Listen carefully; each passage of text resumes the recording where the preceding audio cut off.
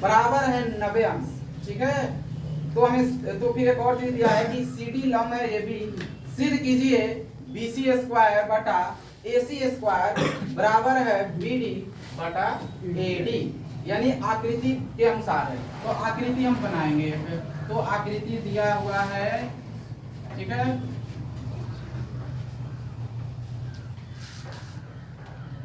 ये आपका आकृति दिया हुआ है। ठीक है, इसका इसके अनुसार चलेंगे A B और यहाँ C और यहाँ D दिया हुआ है, ये 90 अंश है और आपका ये भी है 90। यहाँ लिखेंगे जो दिया है उसको। ये देखिए आपका उदाहरण नंबर कितना है, 10 है। दिया है, जो दिया है उसे लिखना जरूरी है। दिया है आकृति में कोण ACB बराबर 90 डिग्री तथा CD लंब दिया है AB। तो सिद्ध करें, तो सिद्ध कीजिए कि BC स्क्वायर बटा AC स्क्वायर बराबर है BD और बटा AD। ठीक है, बस इतना ही दे रखा है। अब इसे है ना साबित करना। देखिए जो दिया थोड़ा सा हम चित्र को देखते हैं। इसके अनुसार कोण ACB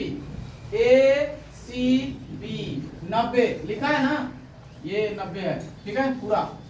फिर CD जो ना लंब है AB पर, ये लंब है AB पर, इधर भी हम लंब डाल सकते हैं। ठीक है, तो साबित करना है BC स्क्वायर। देखिए BC कहाँ है इसमें, ये BC स्क्वायर बटा AC, ये AC, ये भुजा बटा ये भुजा करना है। फिर BD बटा AD, समझ रहे हैं ना, ये बटा ये साबित करना। इधर उधर दे रखा है, चलिए करके देखते हैं। कितना इधर उधर है तो साबित हो जाएगा। ठीक है, तो इसे साबित करेंगे कैसे, ये सवाल अब उठ रहा है। तो साबित करने के लिए इसमें भुजा की जरूरी है। भुजा का वर्ग दिख रहा है, यानी भुजा का अनुपात भी दिख रहा है। और इस क्वेश्चन में आपने 90 भी देख रहे हैं। पाइथागोरस तो समझ में आ रहा है कि नहीं, कि 90 है तो कुछ पाइथागोरस लगना चाहिए। वो या उसके बाद भुजाओं का अनुपात दिख रहा है तो समरूप त्रिभुज होना चाहिए। कि भुजाओं का जब दो त्रिभुज समरूप होते हैं तो हम अनुपात भी कर सकते हैं, है कि नहीं। पाइथागोरस में हमने क्या बताया था, पाइथागोरस में भी बताया था इसी तरह से दो त्रिभुज समरूप करो, फिर वो समरूप हो जाएगा, भुजाओं का अनुपात करो, है कि नहीं। या कोण बराबर, यहाँ पर ध्यान दिया जाए कि भुजाओं का अनुपात करने के लिए हम दो त्रिभुज समरूप करेंगे। इसमें पहले हम लेंगे ये त्रिभुज, कौन सा, ABC, छोटा वाला, या कहिए इसको ACD। ठीक है, छोटा त्रिभुज लेना है। हाँ, एक छोटा फिर बड़ा ABC। पाइथागोरस में ही ना बताए थे, एक बार छोटा एक बार बड़ा समरूप कर दो। ठीक है, फिर एक बार एक छोटा एक बार बड़ा, फिर उसको समरूप कर दो। जब समरूप हो जाएगा तब भुजाओं का अनुपात होती है बराबर संगत भुजाओं के। याद रखना, किसी भुजा का अनुपात नहीं कर देंगे, संगत भुजा को। तो यहाँ पर हम इस त्रिभुज को चलते लिखेंगे यहाँ पर मान। इसमें रचना की जरूरी नहीं है क्योंकि ये थ्योरम कोई नहीं है। ठीक है, इतना साबित कर लेना। तो प्रमाण में हम चलेंगे, लिखेंगे त्रिभुज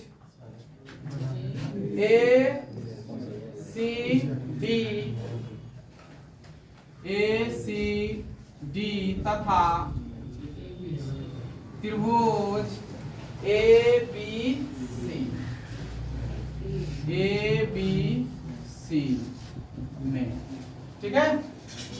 बताइए समरूप करने के लिए हम समरूप करने जा रहे हैं यहाँ पर।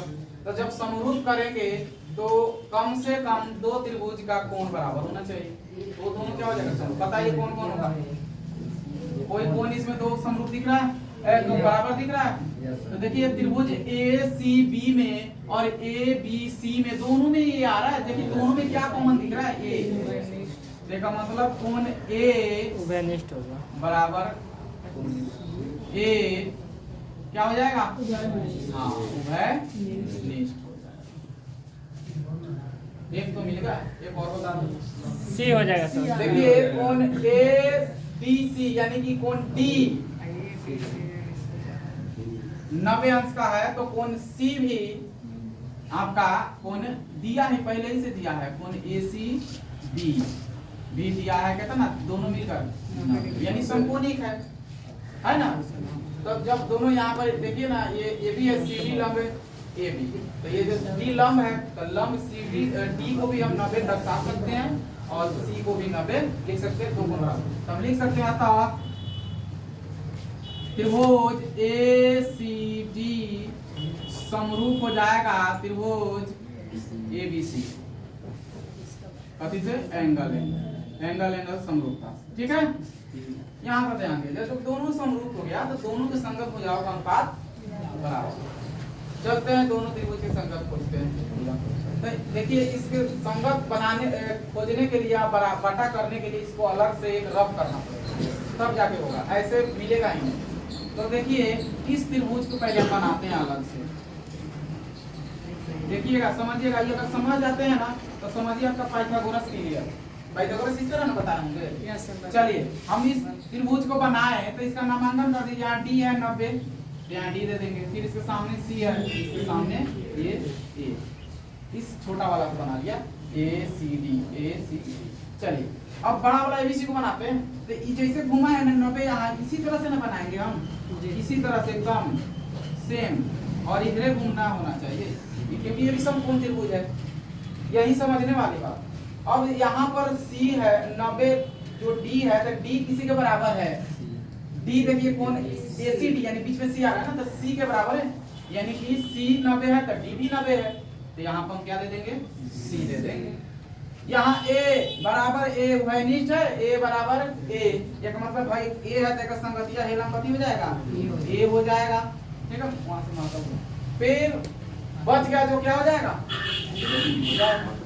तो ये आपका एबीसी हो गया। फिर वो तो ये दोनों के निकालो उसमें से।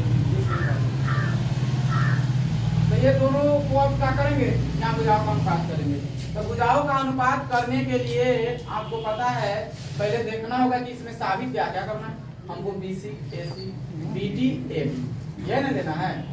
इसमें देखते हैं हमको कहीं इसमें सीडी दिख रहा है? नहीं। सीडी कहीं दिख रहा है? तो सीडी संगत भुजा नहीं लेना, सीडी नहीं लेना है हमको। किसके संग? इस सीडी नहीं लेना है। ठीक है, तो उस संगतिया उसका नहीं रहना चाहिए, बाकी बच गया उसको कर लेंगे। ठीक है, अब हम लिख लेंगे एसी के बाटा में एबी, और ये एडी के बाटा में एसी। क्लियर है ना? चलिए तीन बार गुना कर लेते हैं। एसी से इसमें कीजिए और एसी से कीजिए। तो इससे इसमें कीजिएगा तो एसी स्क्वायर और इससे इसमें कर दीजिए तो ए डी। ठीक है, अभी तक समीकरण माने हैं कि नहीं? कहीं नहीं माने, इसको मान लेते हैं फर्स्ट। बोलिए किसी को दिक्कत नहीं ना? हम इसी त्रिभुज को बनाते। चलिए आगे बताते हैं। हम लिखेंगे इसी प्रकार,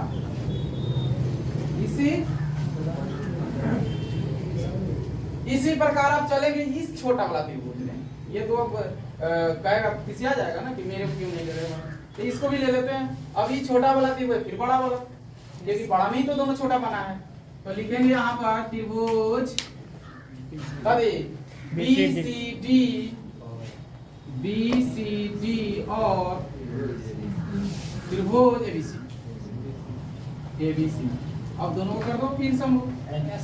देखिए दोनों में बी आ रहा है, बीसीडी में भी एबीसी में, दोनों में बी उभयनिष्ठ है। तो लिख लेंगे बी बराबर बी क्या है? उभयनिष्ठ है। क्लियर है ना, ज्यादा इसे बताने की जरूरत नहीं है। फिर 90 दोनों में, इसमें भी डी है, इसमें एबीसी में सी आ रहा है, तो फिर लिख देंगे यहाँ पर डी बराबर कौन है, सी, चाहे सी डी, यहाँ से भी ए सी डी लिख सकते हैं, यहाँ लिखे हैं सी डी लिख सकते हैं। ए सी बी दिया हुआ है ऑलरेडी, तो दे ही देते हैं ए सी बी। ये दोनों क्या है, समकोणिक है। चलिए, अतः जब दोनों दो कोण बराबर मिल गया तो क्या हो जाएगा, समरूप है दोनों। लिखेंगे त्रिभुज BCD समरूप हो जाएगा ABC, कथी से, एंगल है, समरूपता से, है कि नहीं। जब दोनों समरूप हो गया तो फिर हम क्या करेंगे, दोनों का संगत हो जाएगा, अनुपात करेंगे। तो इसके लिए हमको फिर हम इधर से थोड़ा सा कच्चा काम करेंगे, यानी रफ करेंगे। इसको पहले बनाते हैं छोटा वाला को। अब देखिए इधर घुमा हुआ है, बेचारा को इधर घुमाते हैं, इधर घुमाते हैं किसी आ जाएगा। चलिए, इधर था ये घुमल तो इधर कर दिए, इधर घुमल तो उधर कर देते हैं इसको, ठीक है। चलिए, हाँ, नामांकन कर देते हैं। डी है तो यहाँ 90 अंश का क्या है, डी है। इसके शीर्ष क्या है, सी है, और ये क्या है, इसका अगला कौन, डी है, तो ले लीजिए, ठीक है। अब इसी तरह से हम दूसरे घुमा करके क्या लेंगे, ABC भी लेंगे, ठीक है, बड़ा वाला ले रहे हैं। अब देखिए इसमें अब क्या है कि D 90 है तो इसमें C 90 है, तो यहाँ पे का मतलब D का संगतिया क्या हो जाएगा, C हो जाएगा। आप B के संगतिया B हो जाएगा, इसी में से दिख जाएगा आपको, आप पहुंच गया जाओ A हो जाएगा, ABC है वो, ठीक है, क्लियर। चलिए, अब देखिए हमको फिर इसमें CD दिख रहा है, इसमें कहीं CD की जरूरी है, जो साबित कर रहे हैं उसको भी ध्यान में रखना होता है, ये पहले से बता रखे हम। उसको ना ध्यान में रखिए तो क्या कीजिएगा, तो करते चले जाइएगा, चलते चले जाइएगा। तो ये ना CD नहीं रहा है, CD को छोड़ देते हैं, इसमें इसको CD का संगतिया भी छूट जाएगा। अब जो बच गया उसको कर लो, तो बच गया कभी BC लिखेंगे यहाँ पर, समरूप जब है, ठीक है, तो भुजाओं का अनुपात बराबर कर लेंगे यहाँ पर BC, और BC का संगतिया AB है, BD, और इसका संगतिया BC है, ठीक है। फिर भाई गुना कर देते हैं, BC से BC में गुना कीजिएगा BC स्क्वायर, इसको गुना कर दीजिए तो AB गुने BD हो जाएगा ना। चलिए, इसको भी इक्वेशन ले लेते हैं। अब यहाँ पर ध्यान, यहाँ तक तो क्लियर है। अब यहाँ पर ध्यान दिया जाए, इक्वेशन 1 और 2 को कुछ देखिएगा तो ये वाला अपने आप कुछ आने लगेगा दिमाग में। इसमें हमको AC का वर्ग चाहिए था तो AC का वर्ग दिख रहा है, इसमें हमको BC का चाहिए था, BC भी दिख रहा है। BC ऊपर है, AC नीचे है, तो हम क्या करेंगे, AC को करेंगे नीचे, अनुपात करेंगे। लिखेंगे यहाँ पर कभी समीकरण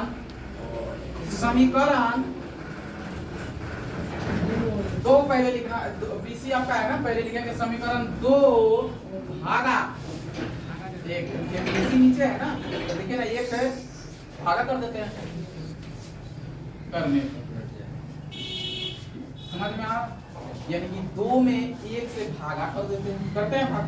अब चलिए पहले 2 ही लिखना पड़ेगा, क्योंकि BC चाहिए था हमको, तो BC का स्क्वायर बटा में AC का स्क्वायर बराबर में, पहले BC वाला को लिखना है, तो BC वाला ये है दिया हुआ है AB गुने BD, ठीक है। और इसका क्या है, समीकरण 1 में AB गुने AD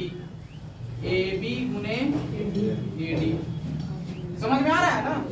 हम यहाँ लिखे हैं 2 को 1 से भागा, तो 2 से 1 से भागा कर दिए। चलिए, इसमें AB कट जाएगा, बचा यहाँ पर BC का वर्ग बटा AC का वर्ग, यहाँ बचा BD बटा में AD। देखिए यही साबित करना है, हो गया ना साबित, कोई दिक्कत